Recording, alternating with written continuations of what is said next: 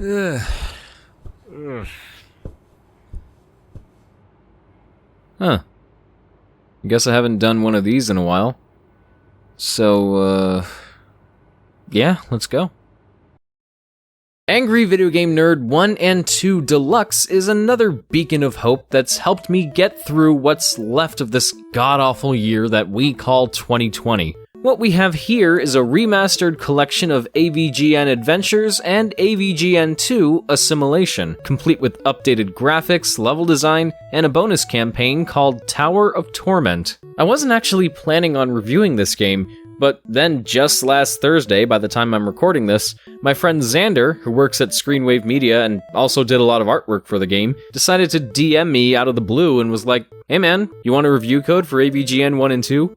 To which I responded, "Yes." Now, some of you might remember that I did a quick review of the first AVGN game way back in my channel's early days, so it's kinda good that I'm looking at this, because then I can revisit the first game, see if my thoughts on it have changed at all, and compare it to the remastered version. Plus, I f***ing love the nerd, so how could I pass this up? Yes, I will be swearing for this video. I'm grown up now, I think it's warranted. Though I'm still gonna bleep them out, so am I actually gonna be saying bad words? Who knows?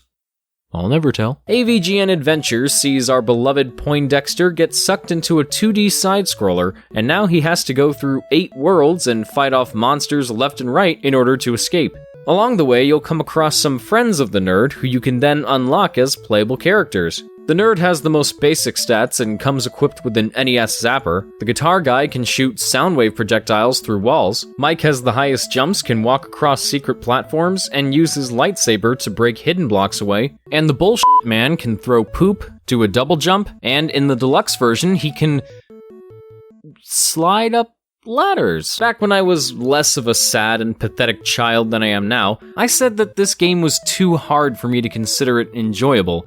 And after going back to the original game for comparison, I still kind of feel that way. It's meant to be a parody of how brutally difficult NES games of that era could be, like Contra and Castlevania, but I think it went too far in places. The deluxe version tones it down just enough, and even adds in some extra things from the second game to make it more engaging. There's even a granddad reference. I want to marry this game. It doesn't have the death screens anymore, where the nerd would vent his frustration with a randomly generated obscenity, something I've also done a lot while playing this game. But on the bright side, it does make respawn times a lot faster. And let me tell you, AVGN Adventures really benefits from the enhanced visuals. There's a much richer color palette, the sprite quality is way better, stages are filled with a higher amount of detail, and on that note, the level design has been improved by the f***load. These death blocks were the bane of my existence in the original, but this version is a hell of a lot nicer with them. All in all, I found myself enjoying this version far more than I did the original. It still feels a little cheap here and there, but the changes made have really helped me come to appreciate this game a lot more for what it is. Even though the sequel is just so much better. It's funny how I've had this game on Steam for like 2 years, but never actually reviewed it until now. So, I guess we should look it over before we get to the deluxe version. In AVGN II Assimilation, the entire world gets turned into a shitty game, and it's up to the nerd to set things right. To do this, he needs to collect pieces of the Sex Force and defeat Death Muath-6. Now we're bringing the movie into this? Hell yeah, dude. And I don't care what anybody says, that movie was great, and you just need to learn to have fun. At first glance, AVGN II plays about the same as AVGN Adventures. This time, however, the nerd can cling to walls and jump off of them. There are these NES cartridges that spell out the word nerd, acting as collectibles like the Kong letters in Donkey Kong Country. And while there aren't any other characters to play as this time, which is a bit of a shame, instead you can find some armor upgrades. The Power Glove lets the nerd punch through certain blocks, the Cape lets him float momentarily, and the Turbo Controller lets him charge up his zapper and fire more powerful shots. Progression-wise, it's way bigger than the first game. You have a world map divided into 5 different sections, each containing 4 levels. This is where the game gets super f***ing crazy. I mean, what other game lets you ride on the back of a giant flying tanuki with a massive ballsack? I've got big balls! The worlds don't just pay homage to the AVGN series, but other Cinemassacre stuff as well. Monster Madness is a spooky graveyard-like area where most of the levels have a grainy black and white filter. And Board James has his own world themed after different board games. Even the nerd's greatest rival, the Nostalgia Critic, pops up from time to time, acting pretty much like Proto Man in Mega Man 3. The difference being Proto Man doesn't look like Matt Lucas with a goatee. AVGN II isn't just an improvement over its predecessor in terms of gameplay and level design, it feels more like it's trying to be a real game, whereas the first one, again, seemed to focus more on being a parody. With AVGN Adventures, they incorporate mechanics that fans of the series might find funny, but could be annoying and confusing to those less familiar with the nerd. In a sense, I think only AVGN fans would really get a kick out of it because of shit like that. This one still shares a few of the same problems. Some levels get way out of hand with enemies and hazards, but casual players can pick it up and still enjoy it without having to get all the references.